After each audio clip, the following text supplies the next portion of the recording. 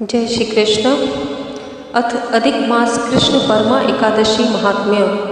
युधिष्ठिर बोले, हे जगतपते, अधिक मास के कृष्ण पक्ष की क्या कथा है, उसका नाम और विधि क्या है, सो कहिए। श्री कृष्ण जी बोले, हे राजन, मनुष्यों को सुख देने वाली और मोक्ष देने वाली पवित्र और पाप नाशनी एकादशी का नाम परमा एकादशी है। पहले जो शुक्ल पक्ष की एकादशी की विधि मैंने कही है, उसी की तरह इसको भी करना चाहिए। अब मैं तुम्हें सुंदर कथा कहूँगा। सुमेधा नाम का ब्राह्मण था, उसकी स्त्री का नाम पवित्रा था। किसी कर्म से वह ब्राह्मण अन्न धन से रहित हो गया। उसकी स्त्री अपने पति की सेवा किया करती थी, अतिथि को भोजन करा के आप भूखी रह जाया करती थी। घर में अन्न नहीं है, ये बात अपने पति से कभी नहीं कहती थी। वह स्त्री अपने शरीर को सुखाने लगी। यह देखकर ब्राह्मण स्त्री से बोला, हे कांते, मुझे धन नहीं मिलता, मैं क्या करूं, कहाँ जाऊं, सो मुझे बतलाओ। मुझे धन की प्राप्ति के लिए परदेश जाने की आज्ञा दो। वहाँ जाकर मेरे भाग्य में जो होगा सो मिलेगा। पति का वचन सुनकर वह चतुर स्त्री आंखों में आंसू भर के हाथ जोड़ सिर झुकाकर पति से बोली कि हित चाहने वाले मनुष्य आपत्ति पड़ने पर भी यही कहते हैं कि पृथ्वी पर जहाँ कहीं कुछ मिलता है वह पूर्व जन्म का दिया ही मिलता है।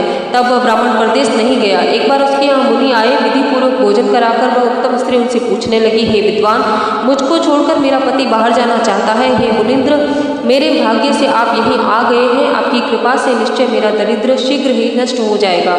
हे कृपा सिंधु, मेरा दरिद्र दूर करने के लिए व्रत, त्रय, तीर्थ, जप आदि कहिए।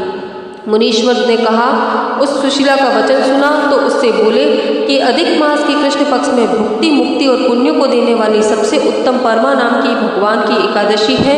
उसका व्रत करने से मनुष्य धन धान्य से युक्त होता है। इसमें वृत्तिपूर्वक नृत्य, गीत और जागरण करना चाहिए। इस सुंदर व्रत को पहले कुबेर ने किया था, तब वह शिवजी से प्रसन्न होकर उसको कोषाध्यक्ष बना दिया। राजा हरिश्चंद्र ने इस व्रत को किया। इससे स्त्री और निष्कंटक राज्य मिल गया। ऋषि के इस तरह कहने पर अधिक मास में पति के साथ स्नान करके ऋषि की कही हुई विधि के अनुसार इस व्रत को किया।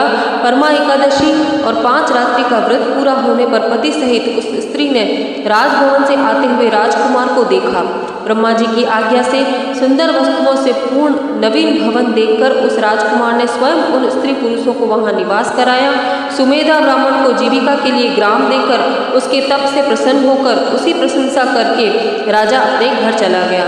अधिक मास के कृष्ण पक्ष की परमा एकादशी का व्रत करने से और आदर पूर्वक पंचरात्रि का व्रत करने से सब पापों से छूटकर सब सुख और आनंद भोग कर अंत में स्त्री को संग लेकर वह ब्राह्मण विष्णु लोक में चला गया। श्री कृष्ण बोले, हे अनग, तुमने मल मास की परमा एकादशी का फल जो मुझसे पूछा सो मैंने सब कह दिया। हे नृप, उस उत्तम व्रत को तुम सावधानी से करो। उस व्रत को सुनकर स्त्री समेत राजा युधिष्ठिर ने किया। स्वर्ग और पृथ्वी के जो दुर्लभ सुख है उनको भोग कर प्रसन्नता से वैकुंठ में प्राप्त हो गए।